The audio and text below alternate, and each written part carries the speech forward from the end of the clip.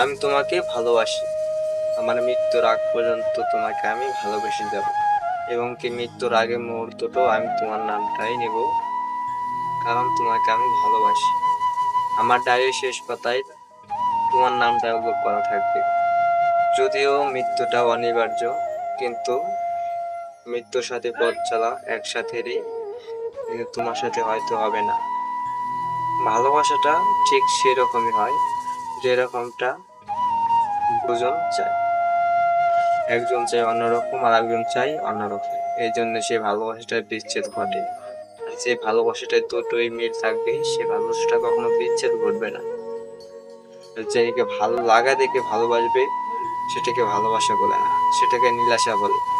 আর যে নাকি তার মন থেকে ভালোবাসবে, সেটাকে ভালোবাসা বলে। আর ভালোবাসতে যে তাকে পেতে হবে এমন কোনো কারণ নেই। আমি তোমাকে ভালোবাসি, আমি তোমাকে পাবো না, কিন্তু ঠিক হয়েছে, আমি তোমাকে ভালোবাসি, তাই না? ভালোবাসতে পারে মন থেকে ভালোবাসো, কারণ কারোর জন্য কেউ কাঁদলে পারে, আল্লাহ তাআলা সেটা সহ্য পারে না।